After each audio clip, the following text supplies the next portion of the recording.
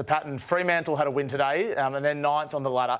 And what's impressed me so much about the Dockers, Kingy, is the way they've got all these good young players, but also some veterans playing some really good footy as well. Yeah, we always talk about your leaders leading the way, you know, carrying the can when it gets really tough. And it got tough today. Chera was subbed out very early and it looked like things were going to get a bit wobbly. Adelaide were playing some pretty good footy, moving the ball well. And then, as usual, Nathan Fyfe and David Mundy said, no, not today. No, Mundy was exceptional today.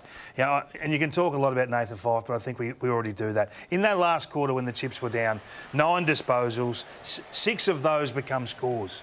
6 of those in one quarter of football. I mean, have a look at Fyfe there. I mean, he's just a human wrecking ball. Yeah. It was Fyfe to Mundy, Mundy to Fyfe consistently for the second half of that game.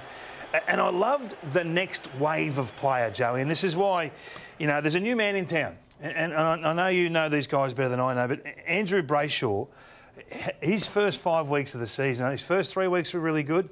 First 2 weeks were really good. He got tagged for a couple of weeks. And I think once you command a tag... There's a reason why you get tagged. There's a reason. And you almost break into that elite bracket. Yep. And we haven't really elevated many players into that bracket. He had 33 today. 9 of those become scores, 17 contested. I thought he was enormous. Are you elevating him into that bracket? I think he's already there. But look, it's up for... Everyone can have their own opinion. But if you're going to... In a game that doesn't really tag, I think it's swinging back towards tagging, but we haven't really tagged many players over the last 2 to 3 seasons. So this guy, as young as he is, to be starting to demand or command a tag is a big shift. But just back to Mundy, it's a good lesson, I reckon, for list managers. I think at the end of last year there was a bit of talk about Mundy. Should they keep him on the list? Is it time to retire him?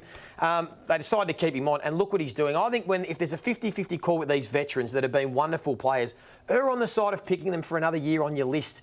We've spoken about this before. Yeah. I think list managers and clubs are too quick to retire their veteran great players, and if they've got one more year in them, it's better off keeping them on the list. And you see Mundy's form this season; it's been remarkable what he's doing, and he's still carrying that Fremantle midfield and helping those younger guys be able to do what they're doing. You spoke last year. There's a game. I think it might have been the Brisbane game. I'm not sure now. I'll take that back. Where they put the youngsters in the midfield. It was against Carlton. It was against Carlton. Yep. They put the youngsters in the midfield and said, go and win the game for us. Didn't happen on that occasion, but we saw Sarong, we saw Brayshaw and Chera. Chera was subbed out, but that was what it was last year. So the old blokes will still do it. We know what they're going to do, but it's all coming together now. It's quite exciting for Fremantle. So where are you rating Andrew Brayshaw among the best midfielders in the competition? Yeah, I think he breaks into that top 20 discussion now, if not top 10. It's interesting. He's right up there. That game